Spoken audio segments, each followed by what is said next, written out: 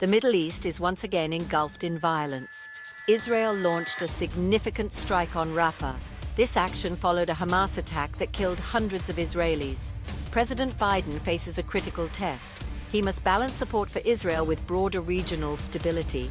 The situation is volatile and the stakes are incredibly high. Biden has drawn a red line. Crossing it would trigger a more forceful U.S. response. This line centers on the protection of civilians and also focuses on preventing a wider escalation of the conflict.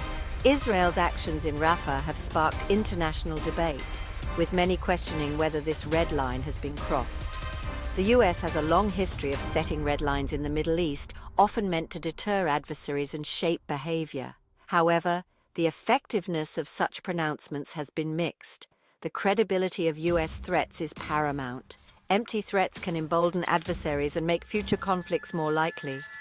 The current crisis presents a significant challenge for the Biden administration, as the U.S. must navigate a complex web of alliances and interests. Failure to do so could have disastrous consequences for the region and beyond. The Israeli strike on Rafah was a significant escalation of the conflict. The strike targeted a network of tunnels used by Hamas, the militant group controlling Gaza, which Israel claims were being used to prepare attacks. The strike resulted in civilian casualties, sparking international condemnation.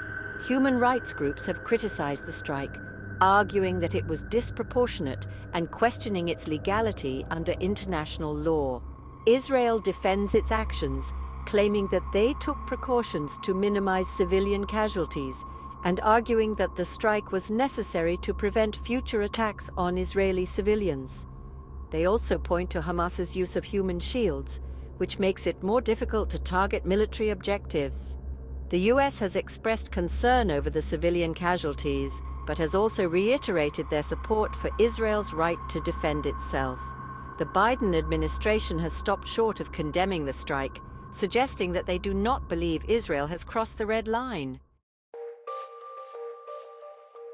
The international community is divided in its response to the Rafah strike. Many Western nations have expressed support for Israel's right to self-defense, yet they have also urged restraint and are calling for a de-escalation of the conflict. Arab and Muslim-majority countries have strongly condemned the strike, calling for an end to the Israeli occupation of Palestinian territories and seeing the strike as part of a broader pattern of Israeli aggression.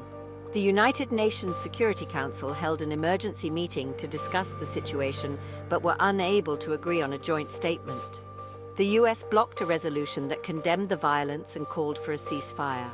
The lack of international consensus highlights the challenges of resolving the Israeli-Palestinian conflict and underscores the need for a renewed diplomatic effort to address the root causes of the conflict.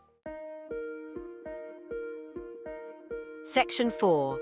The U.S. and Israel. An enduring alliance.